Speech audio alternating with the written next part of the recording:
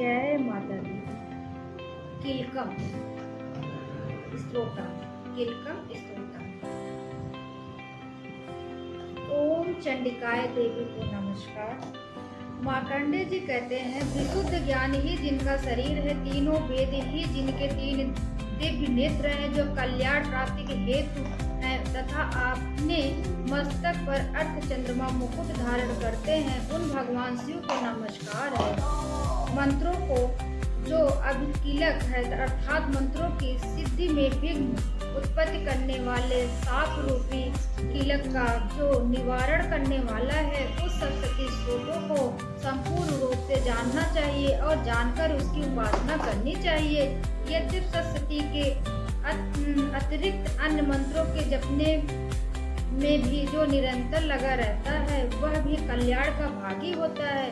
उसके भी उच्चाटन आदि कर्म सिद्ध होते हैं तथा उसे भी समस्त दुर्लभ वस्तुओं की प्राप्ति हो जाती है। तथापि जो यदि अन्य मंत्रों का जप न करके केवल इस सरस्वती नामक स्रोत से ही देवी की स्तुति करते हैं, उन्हें स्तुति मात्र से ही सच्चिदानंद स्वरूपा देवी सिद्ध हो जाती हैं।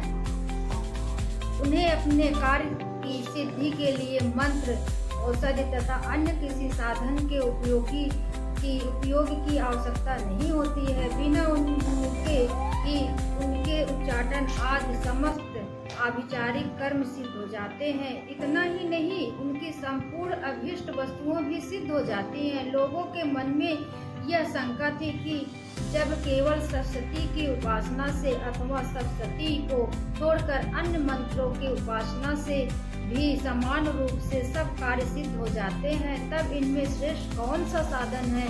लोगों की इस शंका को सामने रखकर भगवान शंकर ने अपने पास आए हुए जिज्ञासुओं को समझाया कि यह सरस्वती नामक संपूर्ण स्रोत की सर्वश्रेष्ठ एक कल्याणमय है।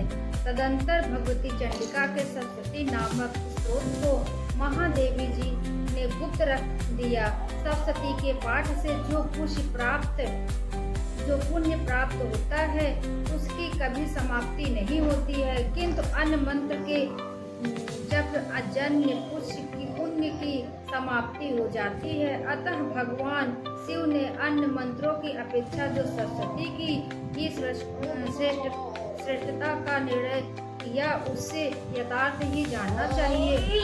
अन्य मंत्रों का जप करने वाला पुरुष भी यदि सरस्वती स्रोत का जप का अनुष्ठान कर लेता है, वह भी पूर्ण रूप से कल्याण का भागी हो जाता है।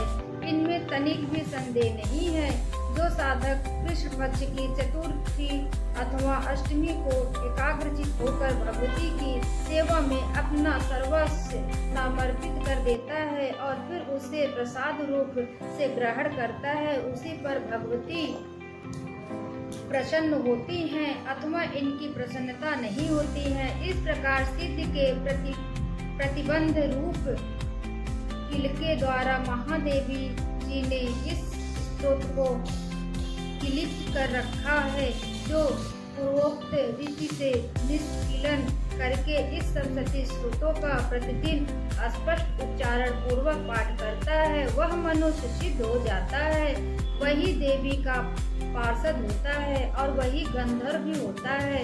सर्वत्र विचरते रहने पर भी इस संसार में उसे कहीं भी भय नहीं होता है। वह अब मृत्यु के वश में नहीं पड़ता है तथा देह त्यागने के अनंतर मोक्ष प्राप्त कर लेता है। अतः किलन को जानकर उनका परिहार करने की सरस्वती का पाठ आरंभ करे। जो ऐसा नहीं करता है, उसका नाश हो जाता है।